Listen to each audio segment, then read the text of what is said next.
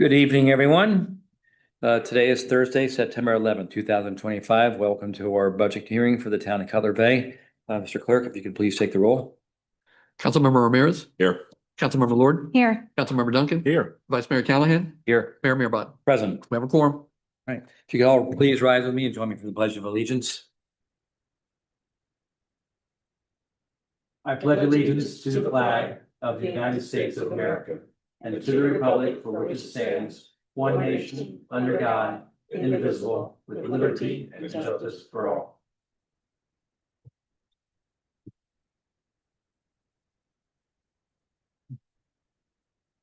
It's very fitting that we start off with the Pledge of Allegiance.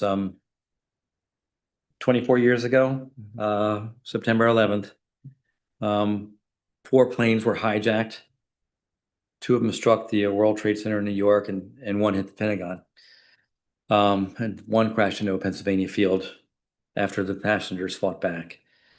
In total, 2,977 innocent people were killed. 2,753 at the World Trade Center, 184 at the Pentagon, and 40 on the flight from Pennsylvania. Among those lost were 343 firefighters, 72 law enforcement officers, and 55 military personnel who gave their lives in service to others. 1,000 more were injured, and that day really changed for many of us who had to live it. We recall the angst where we were just attacked out of nowhere, and we all vowed to never forget. So today is one of those remembrances of that time where we will never forget. It was the deadliest terrorist attack in U.S. history, and it really just changed our lives forever. So I want to go ahead and reaffirm our commitment from this town council and from this town to supporting the families of veterans, first responders that are still carrying that burden to this day. And I would ask that all of you please join me in a moment of silence to remember those who are fallen and to honor that the pledge of never forgetting.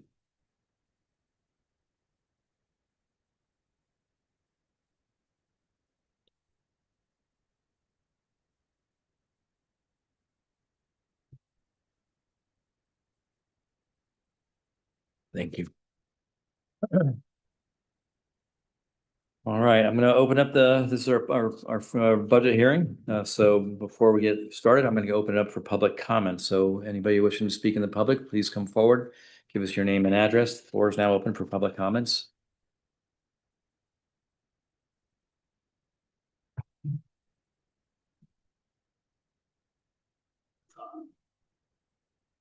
Can you hear me? Yes. Okay. Good evening, Mayor and Council. I'm Peter England with the Economic Development Council of South Miami-Dade. With me is Lisa Greer, who is our board chair. We simply wanted to reaffirm our continuing partnership with the town of Cutler Bay. We very much enjoy our collaboration. I did want to personally invite you all to an event which is going to be taking place a week from Saturday right here in your council chambers. It's a business resource expo in which we are continuing our series of giving basic business skills to our small business community. And again, without your continued cooperation, we could not do what it is that we do. We particularly love this location because you've got parking, you've got easy access from all over South Dade County. So we are, again, very much in your debt, and thank you in anticipation of our inclusion in your 25-26 budget. Any questions, please feel free. All right, thank you. Hearing none, thank you very much. Okay. All right, anybody else wishing to speak? Mauricio, if you could please read the directions for folks to call in. Welcome to tonight's meeting.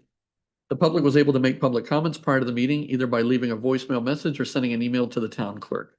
We didn't get any emails or voicemails, but we did receive one public comment via mail, which is in regards to the stormwater item this evening. I did print out a copy and put it on the dais, and if you would like it read when we open up the public hearing, I can do it at that point in time. That's okay. I think we all got it and read the public comment. If you wish to speak tonight, please press star 9 and the host will be alerted. Pressing star 9 is known as raising your hand. Once you press star 9, you will be placed in a queue to speak and will be called upon by your name or the last 3 digits of your telephone number.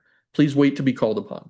Please state your name and address. If you are a hired consultant or town employee, and/or if you are engaged in lobbying activities and/or representing an organization, please provide that information before speaking. Please be sure to be in a quiet area to avoid unnecessary noise. A time limit of 3 minutes will be imposed for each speaker during public comments. Your cooperation is appreciated.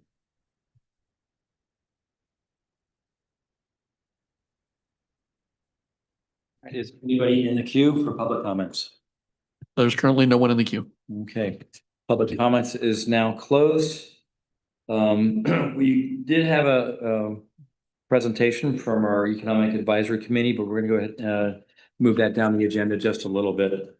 And we're gonna go forward with Ralph's presentation.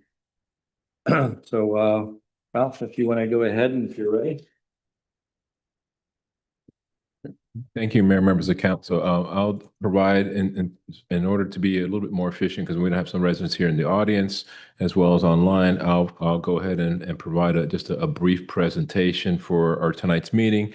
And then immediately thereafter, then we can go ahead and read both the proposed millage and the tentative budget for discussion purposes. That way I could complete that, because I know that some people, it's been some rough weather. So hopefully though it's about 6:05 and we could go ahead and start. So thank you, Mayor, members of council, members of the audience.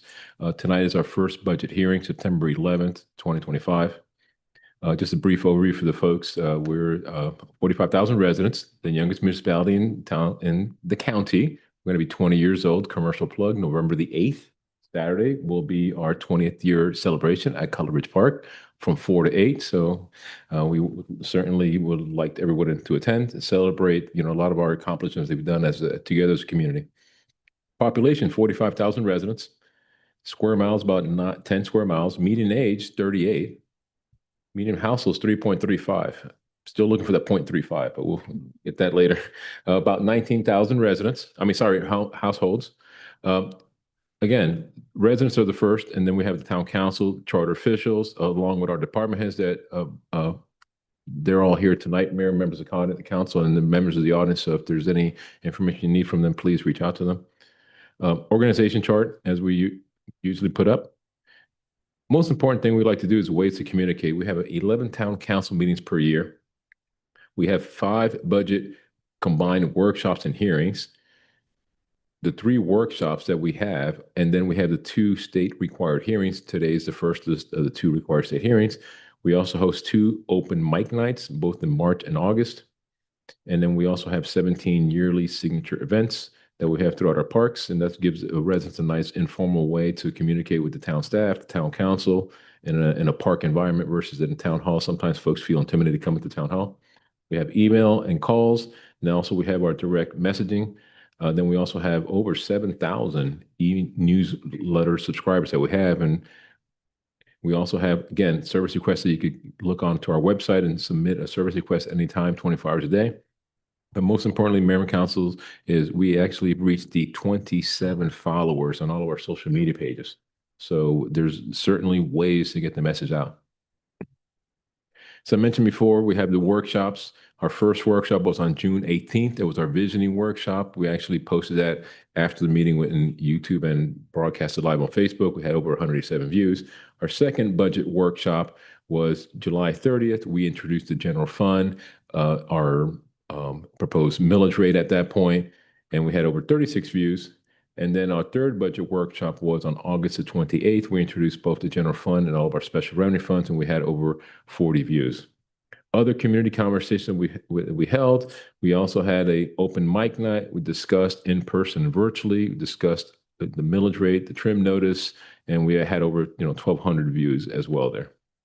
So one of the things that we'd like to do is make sure that we're proud of how we get the word out. As I mentioned, we have e-news subscribers, 7.5 thousand.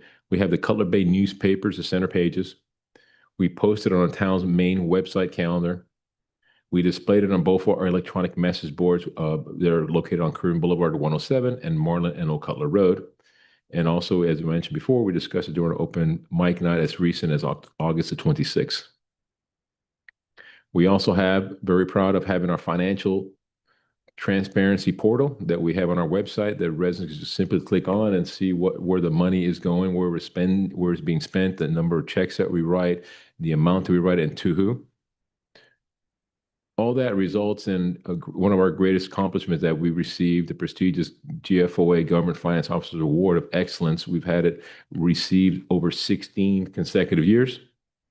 And then we have the Budget Presentation Award that we received 7 consecutive years. So we are very transparent, and we'll restart our budget presentation in 2026. So how do we get here? We set the ceiling millage rate as a result of Resolution 2556, that we set a ceiling rate of 3.0432 mils.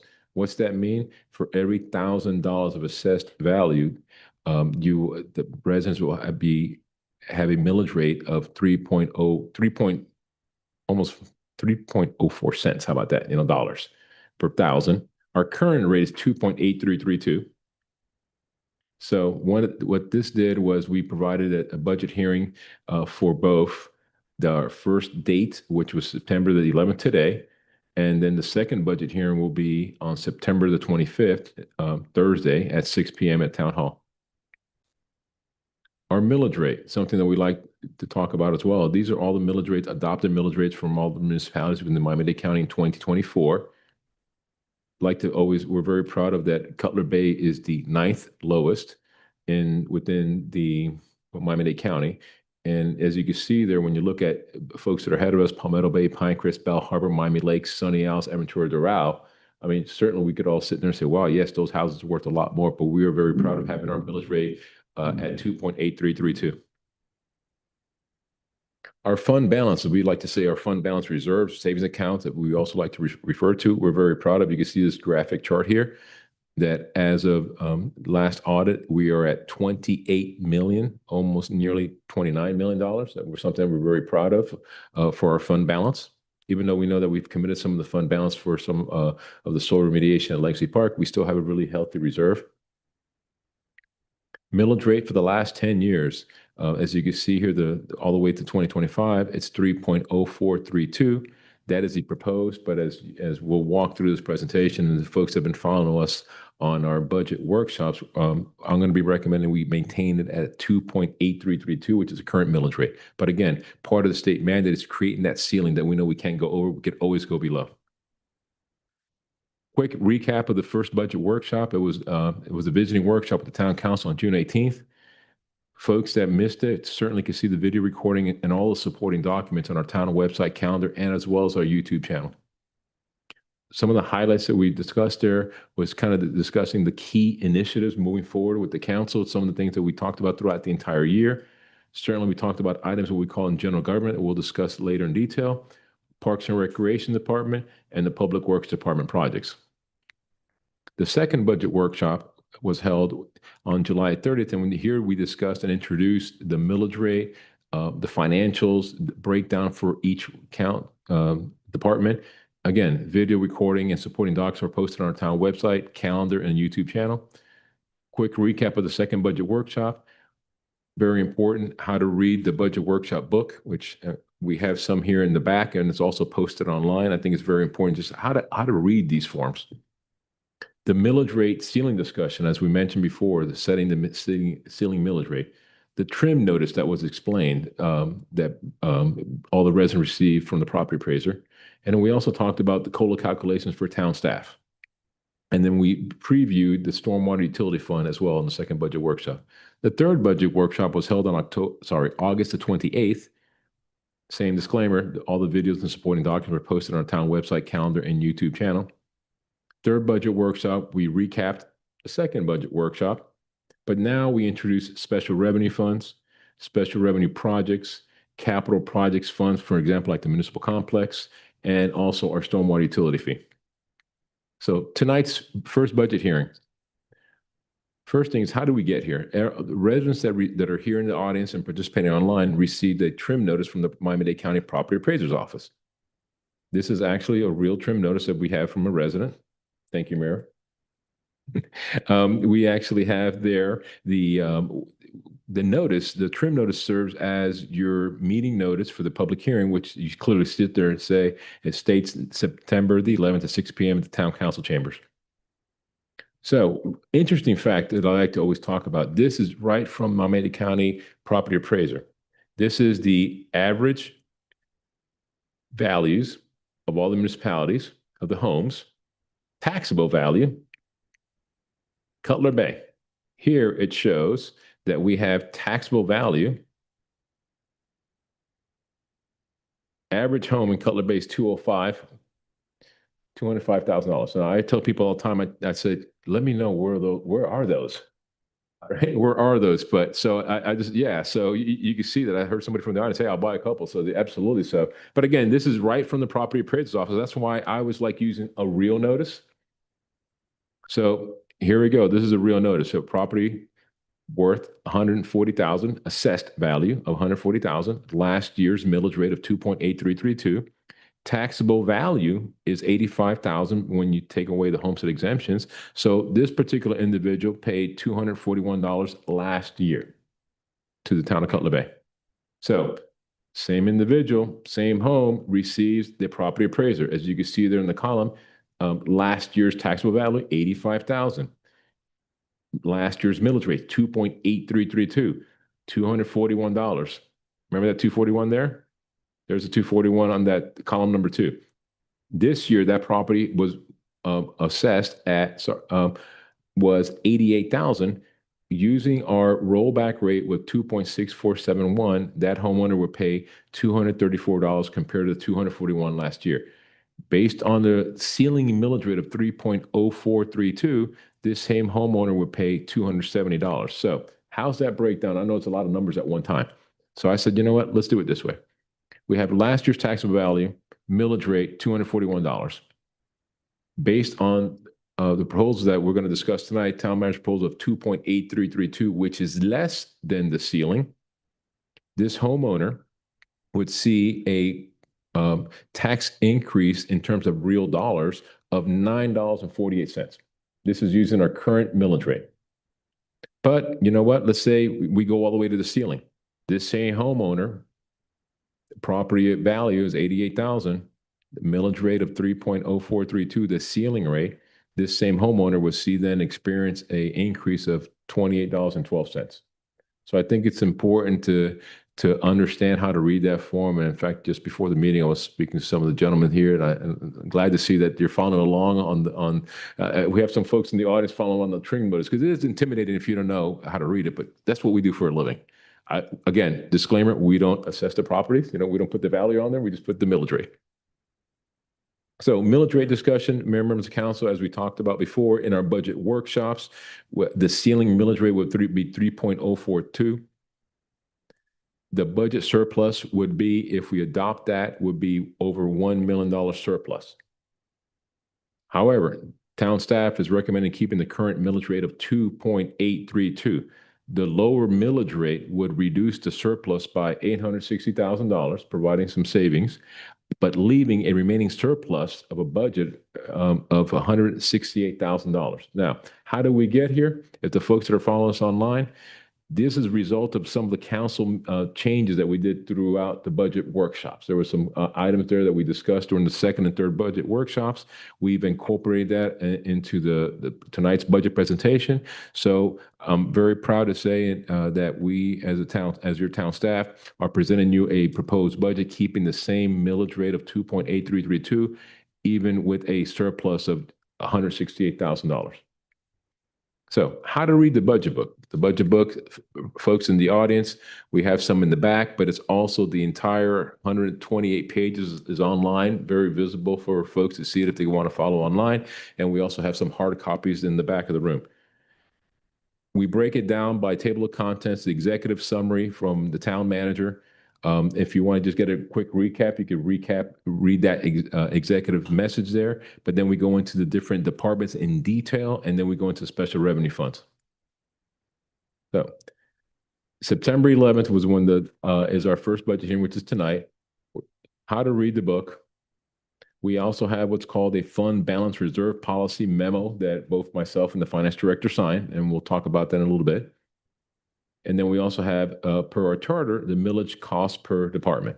And you see there the different tabs in the book that folks could follow along at home or in the audience. Individual departments that we discussed. This is a sample department there. Mayor and council, we just used the mayor and council sample there. We have the mayor and council, town clerk, general government, finance, town attorney, community development, public works, town sheriff's office, parks and recreation. The fund balance policy, reserve policy is where we have in our code that we must maintain a 17% reserve of our expenses. That minimum reserve is $4.7 million. If you remember a couple slides back, we have 28 million, even though we know that we have some that have been committed, but we're well above the 17% that we self-imposed years ago. And in fact, going back to the slides where we talked about Government Finance Officer Association, that's usually like their gold standard for that. So we're well above that. I'm very proud to say that. And that is part of our budget process that we, both myself and the Finance Director, Robert Daddario, execute. Also, as part of our millage rate, we break down each different department I just mentioned. It shows the cost of the department and the total millage for that department, if that makes sense. So as you'll see later, and we talked about it during our budget workshops, our largest department is the police department. Our biggest expense is that, right? Our sheriff's, I keep saying police, sheriff's department, sorry. And it also highlights the number of employees per department. And this is as part of our town charter. So the general fund, what we do here is we identify, this is a quick snapshot of all the different revenues and expenses. So we have years, historical years here. We have fiscal year 22-24. We have the adopted 24-25. The current projections that we're in, current fiscal year that we're in. More importantly, we have the proposed with this proposed max ceiling rate of 3.0432. And then we have the proposed changes from one year to the next year in both the revenue side and the expenditure side. And then we also have a quick recap for the folks that missed it of our budget workshops that we had in the past. So there's a lot of columns there, but I think it's important to understand that. And as I mentioned before, right below where it says general fund and budget worksheets, we actually put there that if the millage rate of 2.8332 is adopted, the collections from ad valorem taxes will go from 12.4 million to 11.6 million, which is that reduction we talked about before of $860,000. Also, the letters that you see on the side will provide residents a quick recap of what those changes are. Give you an example, like, if you see item B, it says reflect state estimate of 95% budget factor. So you can kind of easy follow along. Another sample department that I just want to show you, this is just the same process that we do for all departments. You have the finance department here. You have graphically what the cost for that finance department are and what are some of the majority of those costs. Then what we did from last year, we wanted to make sure that, again, all the transparency that we do, we want to make sure that each department has the position description, last year's, the 24-25 budget, the current year's salary, council changes, manager's request, the merit. Each employee will receive a merit on their anniversary date.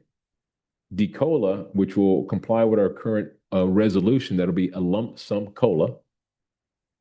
And then the salary. So there you can see very transparent, each department, each position listed one by one. Just happen to, use the finance department as an example.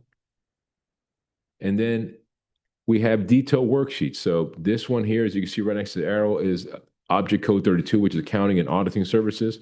We have the description, line item, last year's budget, current year's budget, any council changes, manager's request. And this goes on and on for all the different, if I go back for a second, you'll see it here listed where you have salaries underneath the category, all the way to the left there. And those accounts are all broken down by individual worksheets.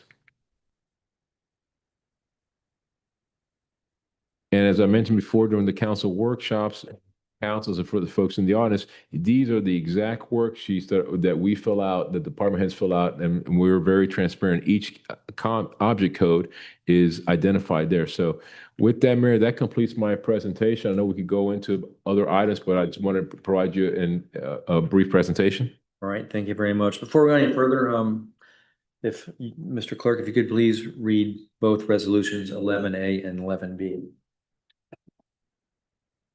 11A, a resolution of the mayor and the town council of the town of Cutler Bay, Florida, adopting the proposed millage rate of the town of Cutler Bay for the fiscal year commencing October 1st, 2025 through September 30th, 2026, pursuant to section 200.065 Florida statutes and providing for an effective date. 11B, a resolution of the mayor and the town council of the town of Cutler Bay, Florida, adopting the tentative operating and capital outlay budget for the fiscal year commencing October 1st, 2025 through September 30th, 2026, pursuant to section 200.065 Florida statutes, authorizing the town manager to make expenditures consistent therewith and authorizing the town manager to make certain budget amendments within a department, provided that the total of the appropriations is not changed, and providing for an effective date. Thank you very much. And Mr. Finance Manager, could you please read the trim statement? Thank you, Mr. Mayor. This first budget hearing trim statement reads as follows.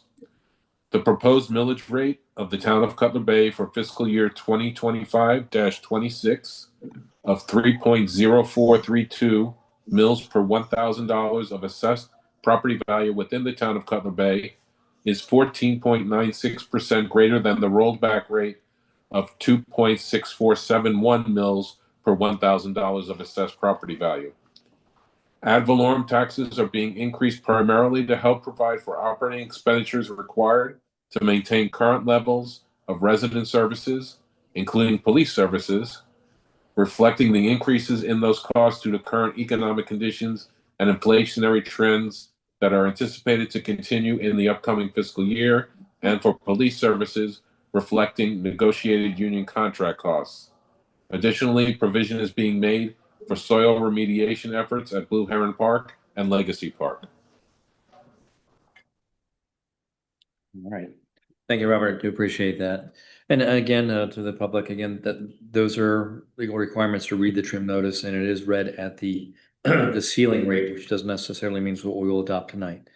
That being said, Mr. Attorney, you're recognized. Thank you, Mr. Chair. I just wanted to remind you that the law requires us, while we can have discussion on both items at the same time and have the public hearing cover both the millage rate and the budget, we will have to, by law, adopt the millage rate before we adopt budget. Okay. All right. Thank you very much for that reminder. All right. With that, I will open the floor up for a public hearing. Anybody wishing the public to speak, please come forward. There is no one in the auditorium. Anybody in the queue? No one in the queue. All right. Public hearing is now closed. So I'm going to open up to council discussion. Council, as you recall, this is a continuation of a plan that we developed a couple of years ago to make sure that we were in good financial shape as we were going forward with our Legacy Park project. Making sure that we're good fiscally will help us save money because we'll be in a much better position for our bond ratings as we borrow money to go forward. We also talked about the good times and the bad times, and there have been some very, very good times, but there has not always been. We've seen when housing prices crashed, causing a detrimental effect on budgets of not just our city, but every city around. We've seen COVID destroy things as well. So the idea that we discussed a couple of years ago was to put ourselves in a good financial position. We had a plan, we've been sticking to it, and so far it looks like it's been very, very effective. I think we're in a position where we will be able to get very effective bond rates as we go forward. We also have the things that keep popping up on us, such as arsenic removal costing $12 million at one park and another $3 million at another park, those type of things. So just want to kind of give a brief summary of where we've been. And with that, I'm going to open it up for council comments. So does anybody like to be recognized? Councilman Duncan, you're recognized. Thank you, Mr. Mayor. I just want to kind of reiterate what you had said. I've had the honor of serving on this council with all of you for the past 7 years. And during that time, we have worked really, really diligently with town staff, with the town manager, to make the best, most informed fiscal, responsible decisions for our town. And we find ourselves today where we've been able to keep our millage rate consistent for multiple years and proposing to keep it consistent for another year while maintaining a fund balance of over $20 million if you take into account money that's been discussed allocating for some of these rainy day projects that kind of come up and bring themselves up. So I just want to thank the council and thank town staff for the remarkable job that we've been able to do when other municipalities, other communities around us have had their own fiscal issues recently. It's a very bright spot for the town of Cutler Bay to be as fiscally responsible and efficient with the town residents' taxpayer money. And I'm looking forward to continue that process and that trend here tonight. Thank you. Anybody else wishing to speak? Councilman Lord? Thank you. I want to point out a couple of things. One of them is these workshops that we had, the 3 workshops we had before that. That's not state required. That's Cutler Bay mandated. And it's an opportunity for us as council to learn and take a deeper dive into this budget. This is our 4th time looking at these numbers and, playing around with them. And I will honestly say that before I was an elected official, I paid attention with maybe half an eye closed and maybe listened a little bit. So it's a very interesting process. I'm really proud that we offer these workshops so our residents can have a better understanding if they're paying attention, and I hope that they are, although I didn't.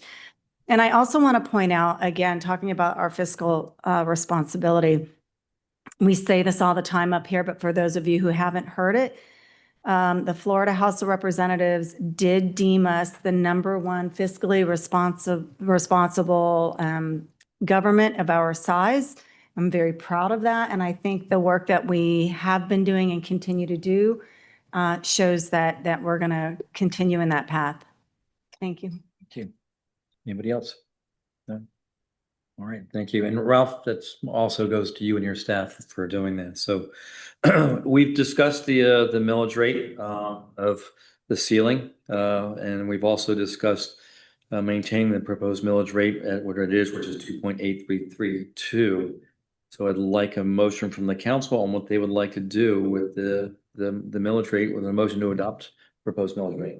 I would like to make a motion to adopt the proposed millage rate of 2.8332. All right, we have one motion to adopt a millage rate of 2.8332 to I'll second. We have a second by Councilman Lord.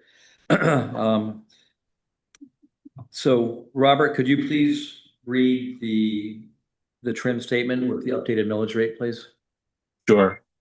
So for section 2 of the millage resolution, adoption of proposed millage rate, it shall read, you will be voting on that the town's proposed millage rate for the fiscal year commencing October 1, 2025 through September 30, 2026 is hereby fixed at the rate of 2.8332 mils per $1,000 of assessed property value within the town, which is 7.03% greater than the rollback rate of 2.6471 mils per $1,000 of assessed property value. All right, thank you very much. Mr. Clerk, can you please take a roll call vote on our millage rate with the Councilmember Lord, Yes. Councilmember Duncan, Yes. Councilmember Ramirez, Yes. Vice Mayor Callahan, Yes. Mayor Marbut. Yes. Motion passes. All right. All right, now we also have our proposed budget, and I need a motion to adopt the tentative budget. So moved. All right, we have a motion by Councilman Ramirez, looking for a second. I second. We have a second by Councilman Lord. So Robert, I guess, can you provide the total budget amount for? Yes, Mr. Mayor. So the total budget for all funds combined will be $146,841,231. All right. Any further discussion on this? If not, we'll take a roll call vote, please. Councilmember Duncan, Yes. Councilmember Ramirez, Yes. Councilmember Lord, Yes. Vice Mayor Callahan, Yes. Mayor Marbot, Yes. motion passed. All right. All right, the hard work is now done. So Robert, thank you very much for all the work that you've done every year consistently, giving us the information. Ralph, also to you and your staff, thank you very Yeah, much.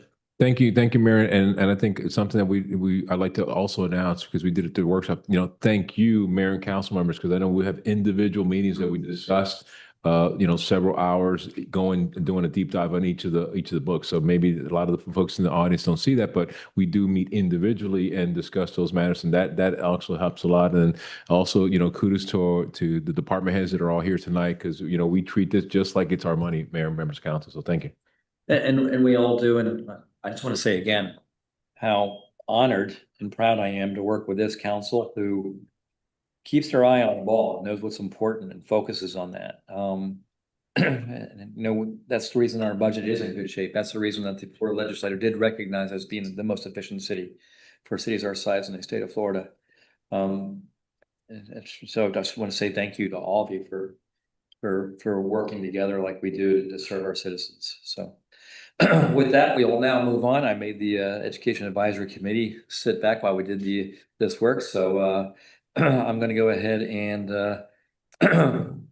bring up the president, the chair for the Education Committee to come forward and give us a rundown on their community interest survey.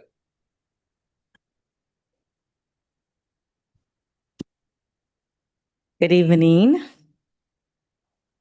Congratulations, that was amazing to witness, I have to tell you. Very different from the county budget meetings. Really. So good evening. My name is Rose, as you all know, and I serve as chair of the Education Advisory Committee. On behalf of our committee, which I see one of our committee members just arrived, our Secretary Brooke, I want to thank you for the opportunity to present tonight and for your time and continued support. I'd like to begin by grounding this discussion in the committee's founding authority.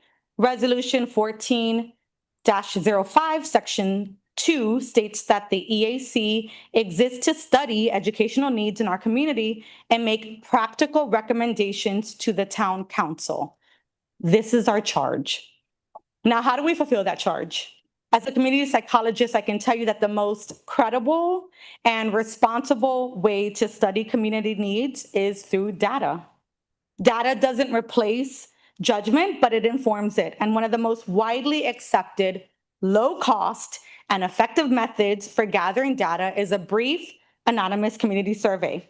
This idea came directly from our engagement with residents. So at the town's extravaganza event held at Lakes by the Bay Park, our committee had a table where we introduced ourselves and spoke with families. Very quickly, a pattern emerged. When residents heard Education Advisory Committee, they weren't only asking about schools, they were asking about summer programs, swim lessons, water safety, scholarships, internships, and even topics like golf cart and e-bike safety.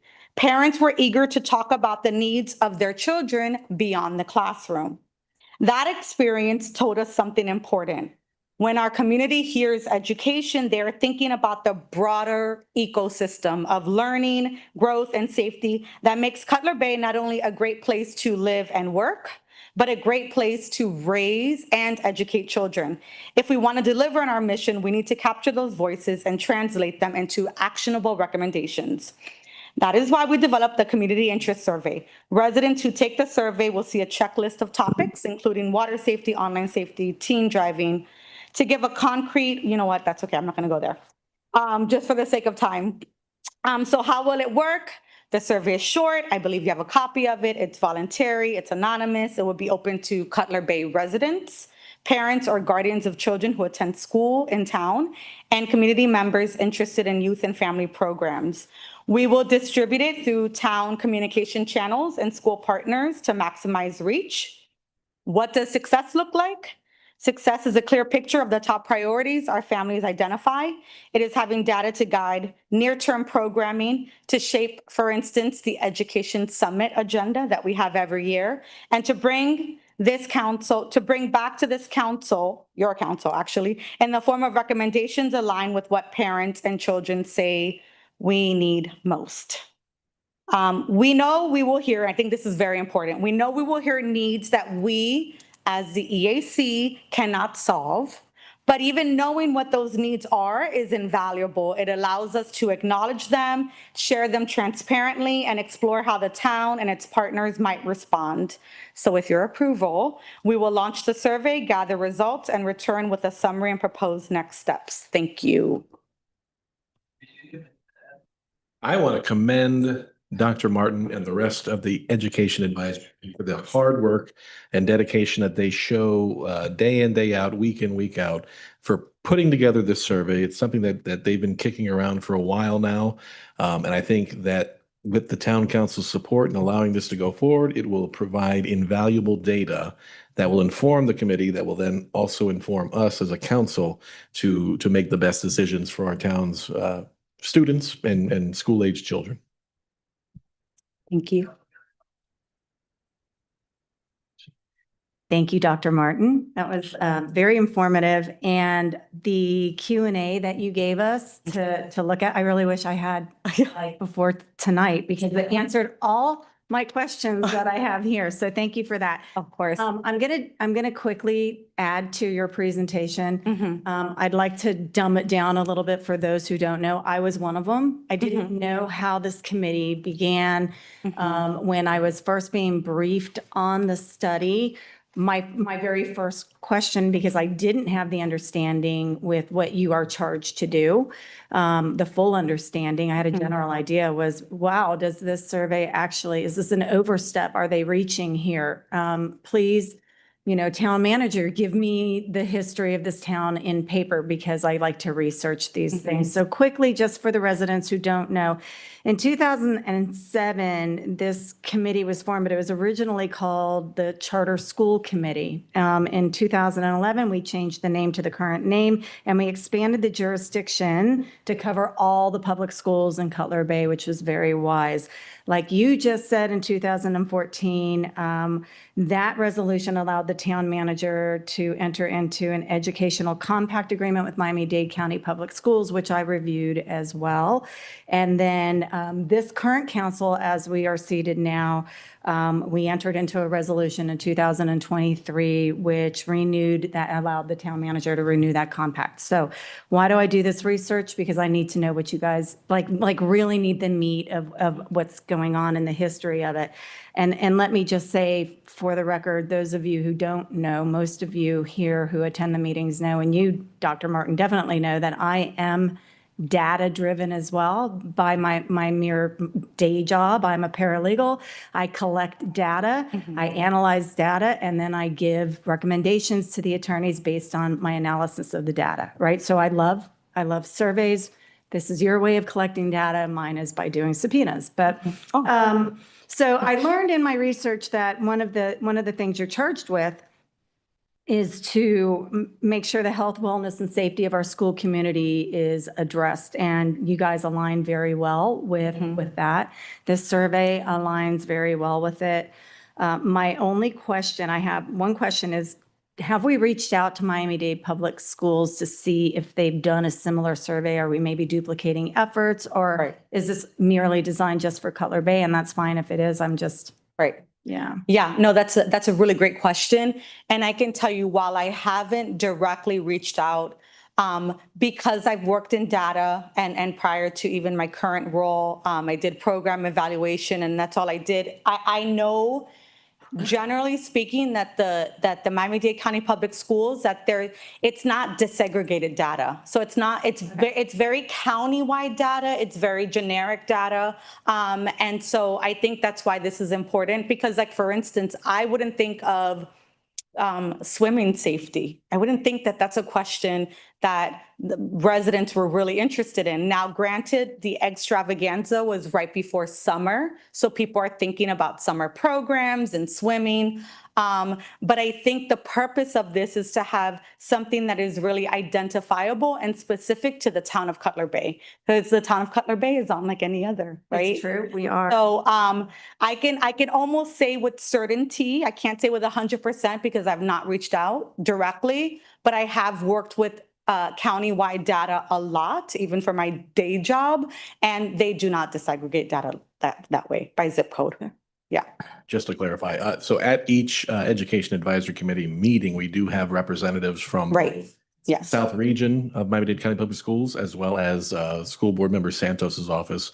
And they've gone through, the entire time that the committee was vetting and developing the survey. They were there every step of the way. So they're aware of and know, and whenever things have come up where they have had resources, they have offered. Yeah, that way yeah. as well. Yeah, and I think that's a great point, to your point, Councilmember Duncan. There is buy-in from them, certainly, because every time we've shared it and we've deliberated it, we voted on it, we've talked, we've gone back and forth, we've edited in our meetings. The feedback even from them is always very positive and encouraging. There was never oh, well, we have this data, or this is a duplicity. So I think it's a great point, but I think we're doing something very unique and specific, I think localized. I think that I actually really applaud your efforts. We are very unique as a community. And most of us here are data driven. And so I like the idea that we're doing the survey. And I will say, I'm not at all critical of this. I just needed to learn the history of it. Yeah. And my other concern is the effort we're going through, does that outweigh whatever benefits? But even if one person answers the survey, if one family tells us what their concerns are, that's a benefit that by far outweighs the efforts. And the efforts, by the way, are by volunteers. You guys are all volunteers. You're not paid committee members. You take time away from your family. You meet at 7 p.m., which is usually people's dinner, family's time. So I like the survey very much. I wanted to take a moment to let you guys know, I think it was a job very well done, and thank you. Yeah, yeah. Thank you. Thank you. Thank you, Dr. Martin. Okay, that's it? Okay. All right. And Mayor and Councils, we'll be involved with the survey, especially the survey results. So I'll be attending, the next couple of EAC meetings, because there might be some spin-offs that may not fall on the responsibility of EAC. And any comment, it's great. They might have, maybe somebody who wants to fill out, feels comfortable in the survey saying, hey, why is there the road condition or flooding? And we'll make sure that it won't just be stuck in the EAC. Right. We'll be involved in that as well. Exciting stuff from the Education Advisory Committee. So see if it can gain the stature of our CFAL committee as well. Right? Committee for Life comes, that one's rocking like no tomorrow. So our liaison's doing a great job there. Thank you for that. All right, that takes us to our Town Council Board and Committee reports. Any deletions, additions, anything there? No. No? All right, great. Town Manager report, Ralph? None at this time. Okay, Town Attorney report? Mr. Clerk, any report? Nothing this evening. All right. Takes us to our consent agenda where we don't have one, right? Maybe not. Okay. We'll open the floor for public comments at this time. Any public comments? Board? There's no one in the auditorium. Anybody in the queue? No one in the queue. All right. Takes us to item 11C. A resolution of the mayor and the town council of the town of Cutler Bay, Florida, providing for the levy and collection of a stormwater utility fee against developed property located within the boundaries of the town, establishing the method by which the proposed stormwater utility fee shall be calculated, stating the estimated cost of providing the stormwater utility system, the annual stormwater utility fee for fiscal year 2025-2026, providing for a maximum rate for future fiscal years, providing for levy and imposition of a stormwater utility fee, confirming the initial rate resolution, establishing the method by which the proposed stormwater utility fee shall be made, providing for equalization, filing, and lien on properties to be assessed, providing for effect of adoption of this resolution, providing for severability, and providing for an effective date. All right, thank you, Ralph, sir. Thank you, Mayor, members of council. This is similar to our millage rate of residents received a notification in the mail regarding our stormwater utility, as well as we've advertised this in the public newspaper, in the Miami Herald. As you recall, when we first incorporated, we took over the stormwater utility from Miami-Dade County. The rates were at $1.4. The council we then raised it to $7.50 as a result of our professional engineers looking at performing a rate study, where at that point they actually recommended to be $14 per ERU versus what we adopted at 750, and we feel comfortable at the 750 rate. But again, this is setting our rate for the year. It's $90. And folks, I saw some folks in the audience looking at the trim notice, and you'll see it on your trim notice there. It says stormwater $90. In the past, we used Miami-Dade County Water and Sewer Department for the billing. And we felt that it was even more efficient and more cost saving for both sides. When I say both sides, I'll explain that in a second. Both sides, the town and the residents, because when we decided to go to the unified billing method, we now have it on the property appraiser's tax bill, but also the residents can take an advantage and get a 4% discount if they pay, overall before the November. So, Mayor, members of council, what this is doing is basically setting the rate. Almost similar to what we did with the millage rate. We certainly have the right, reserving the right to have a higher rate, but no increase will occur unless there's a public hearing and a resolution. So our current rate is $90, because I know a lot of folks, we've got some comments regarding the, what's it? I thought it was 168. No, it's $90. We reserved the right to 168 based on the study, so we have the data there. So again, Mayor, members of council, we're here to answer any questions. The stormwater utility, as you know, affords us, one of the prestigious things that we have is a community rating, CRS rating of 3 that provides residents, 35% discount. Also pays for the street sweeper, the storm drain cleans that you see around town as well. So I think dollar for dollar, I think it's a great value, because I know there's been some folks that save thousands of dollars on their flood insurance. And again, it's $90 a year. Take advantage of the 4%, please do. And it's actually less than $90. So with that, Mayor, we're available, both the Public Works Director and Assistant Public Works Director here, answer any questions. But it is a public hearing as well. And that is, we did get one letter from two residents, Raul Chavez and Angela Martinez, objecting to it. But I don't think that they understand this is just not something that is new. This is something that we're just paying for a different way rather than through our water bill. It's through the tax assessment. And quite honestly, just on the way to the town meeting today, recognizing stormwater is something that we need to make sure that we take care of. And if it's not taken care of, we won't be able to get around our city. So it is very, very important. With that being said, is any discussion on this item? No. Okay, Councilman Lord. And to what you said, Mayor, there was some confusion because a separate notice was sent out advising the residents of the stormwater fee. And it was sent out separately because it's not part of the ad valorem taxes. So we're required to send out a separate notice. And so I think that that's what caused the confusion. I had many residents call me, what is this fee? Why are we paying now $90, more a year? And I'd love to say, well, you could be paying $168, but we're cutting you a $78, credit. So I just wanted to point out that there was a lot of confusion about that, but it was noticed separately because it's not part of the ad valorem taxes. All right, I'm going to open a public hearing on this item. If you wish to speak on this item, please come forward. There's nobody in the auditorium, anybody in the queue?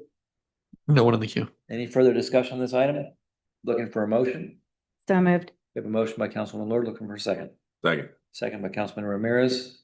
This requires a roll call vote. No, this is a resolution. So all in favor, say aye. Aye. Motion passes. If you could read item 11D, please.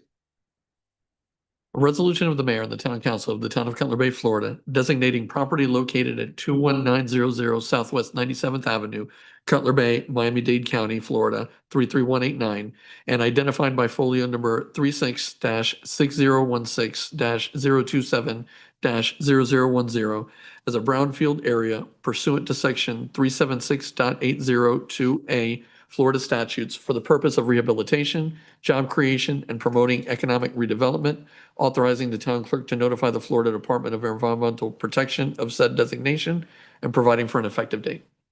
Ralph, sir. Thank you, members of council. Tonight we have Mr. Brett Brumman from the Goldstein Law Firm to make a brief presentation.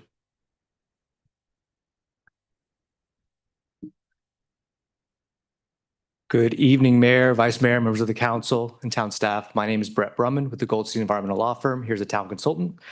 At the first of two public hearings to consider a resolution that would designate Blue Heron Park as a Florida brownfield area to address some environmental issues that were identified and likely caused by historical activities, agricultural activities in the region.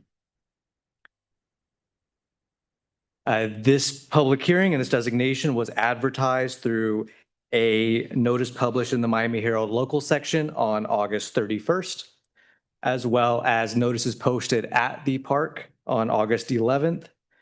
We also held an advertised community meeting that also included notices of this public hearing on August 18th, and that community meeting was noticed on August 8th in the Miami Herald local section. Additional outreach was conducted through the town's e-newsletter in July, as well as in the Cutler Bay Community Newspaper Center pages during the week of August 18th. We held that community meeting right here in the council chambers on August 18th. That meeting was recorded and we had 170 views online when it was posted. The designation was also discussed during the town's open mic night #2 on August 26th, and it was posted on the town's website calendar as well as on the town hall bulletin board. So a lot of outreach with respect to this designation. So we're discussing the Blue Heron Park, which has been closed since June 27, 2024, located at 21900 Southwest 97th Avenue within the Lakes by the Bay community. It's currently designated as a park and is approximately 5 acres in size. Park amenities currently include a half-mile walking trail with 9 outdoor fitness stations and 2 picnic pavilions. So as I always like to do with these presentations, provide 2 key definitions. The first is what a brownfield is. That's defined in the Florida statutes as any real property, the expansion, redevelopment, or reuse of which may be complicated by actual or perceived environmental contamination and which has not yet been entered into a brownfield site rehabilitation agreement. The second key definition is a brownfield area, which is what you would be creating by adopting the resolution following the second public hearing. And that is a contiguous area of 1 or more brownfields, some of which may not be contaminated and which is being designated by a local government by resolution.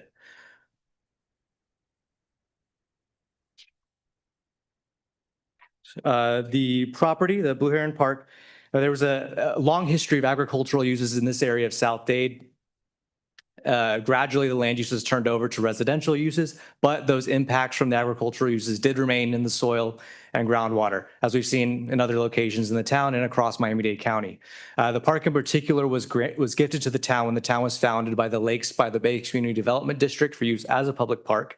And the impacts here were first identified during what's called a background study for the Legacy Park cleanup. And that background study was conducted to establish a baseline of these agricultural contaminants or naturally occurring contaminants that we see in the region. So a few soil borings or soil samples were collected from Blue Heron Park to establish that baseline, and the contaminant concentrations were higher than the expected regulatory criteria. So the park will now require site rehabilitation under the oversight of our partners at Miami-Dade County DERM.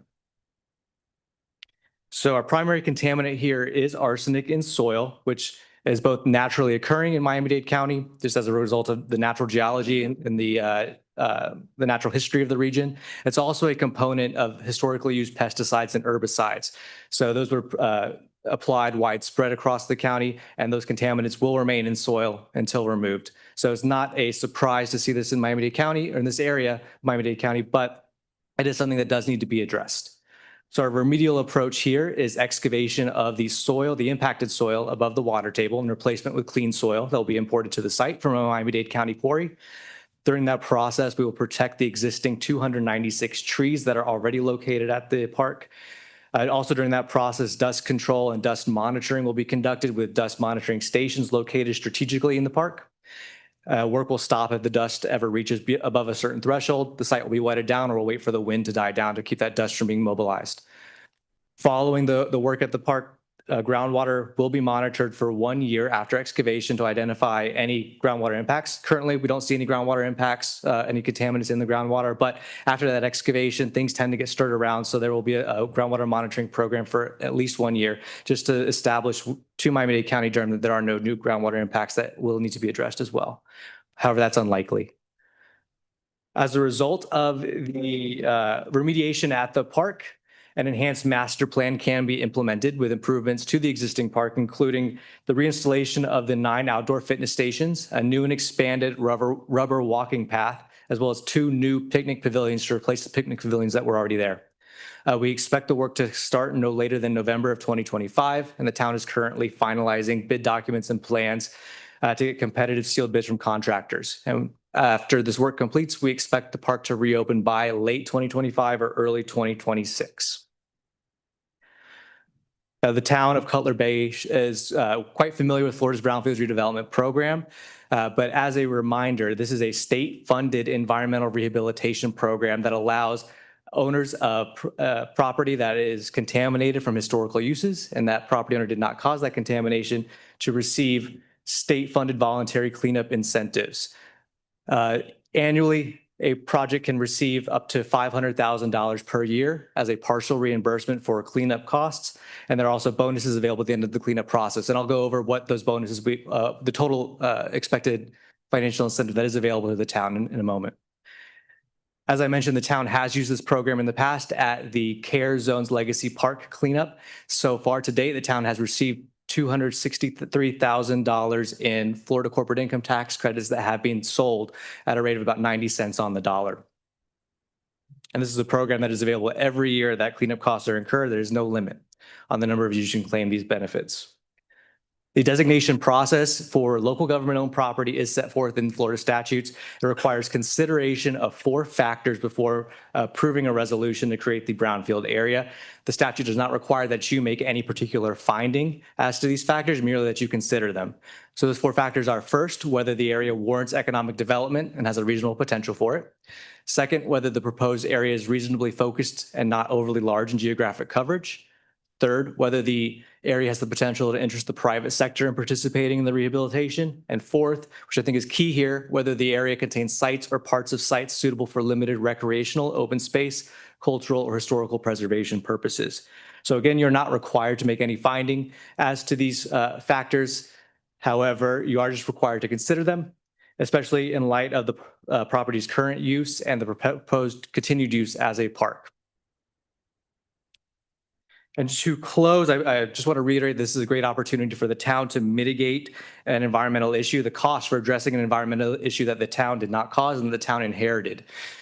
So we expect an estimated about $2 million to be spent on the park remediation over about a 1-year period. As a result of that $2 million spend, we can expect a $500,000 voluntary cleanup tax credit to come back from the state. There's also a bonus tax credit when the project is complete and Miami-Dade County issues a site rehabilitation completion order. There is a closeout bonus tax credit of up to $500,000 that will also be issued from the state based on that $2 million spend. So we're looking at a total coming back to the town of about $1 million based on a $2 million spend over 1 year. So looking into the future, this is just the first of the 2 public hearings. We will have a second public hearing at the town council meeting on September 25th.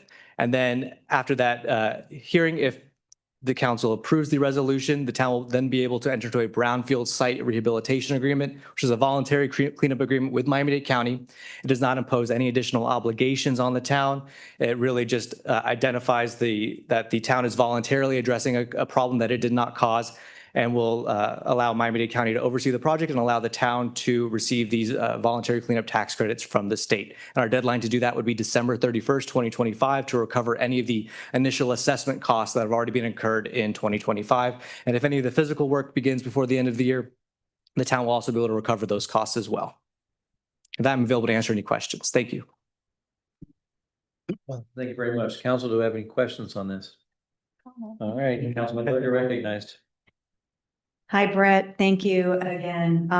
As you know, I attended the public information meeting that you presented at virtually, and I asked you to more fully explain the VCTC program, and you did a very good job of that, and thank you for that. I just want to remind, this is a lot of information for lay people to get their heads around, but it's very important that they understand the VCTC and that we're getting money back and why it's going to be designated, hopefully, as a brownfield. So I'd like to invite everybody to watch your presentation that you did at the public information meeting. You covered a lot of that here, but you can watch it on YouTube and you can stop it. You can go back. You know, that's the beauty of us recording these meetings. So like you said, I actually checked today. We're still at close to 100, over 170 views. But I think it's important for those who are interested to get the information and educate themselves, because this is a really important issue. Mm-hmm. Any other comments? No. All right, great. With that, thank you, Brad. I do appreciate your presentation. Ralph, anything to add? What's that? Oh, I don't know, did we open the public hearing? Not yet. Oh, okay, sorry. Not yet. Okay. All right, I'm opening a public hearing on this item. Anybody wishing to speak, please come forward. There's nobody in the auditorium, anybody in the queue? No one in the queue. All right, public hearing is now closed. Looking for a motion on this item. So moved. And we have a motion to move forward. Looking for a second. Second. Second by Councilman Duncan. All in favor, say aye. Aye. Motion passes. All right, takes us to item 11E. A resolution of the mayor and town council of the town of Cutler Bay, Florida, authorizing participation in a lawsuit seeking, among other things, to declare that Senate Bill 180's imposition of a blanket statewide prohibition on the exercise of home rule authority over land use and zoning regulations is unconstitutional and should be enjoined, and retaining Weiss, Sirota, Helfman, Cole, Bierman, PL to prosecute the lawsuit and providing for an effective date. All right, thank you. Mitch, you want to take this one or Ralph? Well, I also have Roger here. He's been working on this, but in short, a number of the cities that we represent and many that we know but haven't represented in the past have contacted us to both to analyze how SB 180 impacts their cities and their legislation and whether there are grounds to challenge it. And so we've been advising them and we've come up with grounds to challenge it. And we're asking the cities that are interested in joining to help fund the litigation at $10,000 each city for the trial portion. If it goes to appeal, we would seek additional funding, but at this time, as we did with the Form 1, we were able to handle that with the contributions. All right, thank you, sir.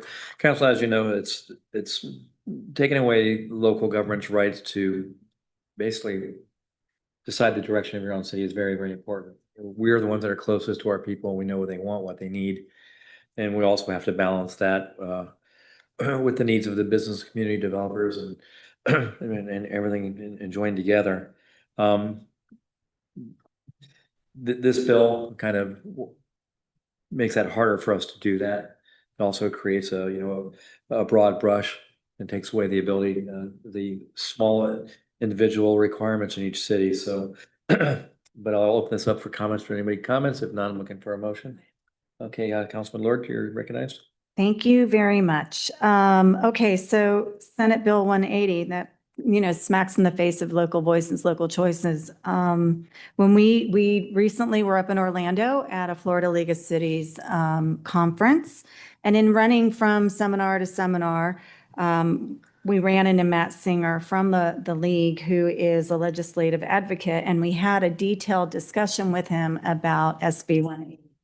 And this is an important bill for us to pay attention to, right? And let me also point out that those conferences, those seminars, running into these league advocates, those are the relationships that are crucial to us making things happen locally and statewide. So those are fantastic events for us to go to. So what happened here? Historically, we got wind of SB 180 and HB 683, which covers the same subject matter. And our town manager in June wrote a veto letter to Governor DeSantis, which I believe fell on deaf ears. Council was copied on the letter, as were our representatives in Tallahassee, our House rep, and our senator.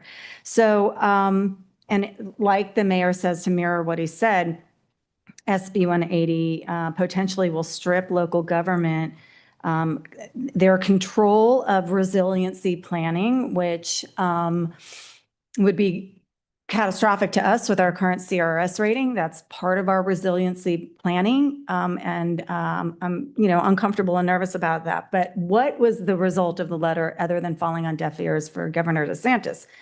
Law 360, which is a electronic magazine that's used for resources. They picked up the subject matter. They wrote an article, and Cutler Bay was actually referenced in the article. When I found that out, I went and pulled the article, which was released in July. It was entitled "Local Restrictions in New Florida Hurricane Law Causes Friction." And in part where Cutler Bay is referenced, and I'm paraphrasing, it says Cutler Bay expressed concerns that prohibitions could undermine the municipal's efforts to implement floodplain management policies that have helped improve our CRS ratings. My discount for our CRS rating is $1,093 a year. I would be remiss if I said that I'm uncomfortable with our not being able to continue that good work and keeping that rating and possibly dropping even further. You know, our Public Works Department is stellar when it comes to this kind of thing. And, you know, SB 180 therefore potentially directly affects Cutler Bay's household financials. So I think it's very important because it could be a negative effect on your families and your household income, financials, not income. I think we should all pay very close attention to that. And $10,000 to, you know, that the town funded $10,000 for this litigation. That's $10,000 is nothing compared to what we could potentially lose with our CRS ratings. You really brought the personal nature of recommending them. People don't realize this could have real dollar effects on our homeowners, so it is very, very important. Any other comments on this? No, looking for a motion for. So move. We have a motion by Councilman Ramirez, looking for a second. My second. We have a second by Councilman Lord. All in favor, say aye. Aye. Aye. Motion passes. All right. All right. So our first budget hearing is in the books. We have one more. And again, I'm really, really proud of the direction that this town has taken and continuing to be good stewards of not only our environment,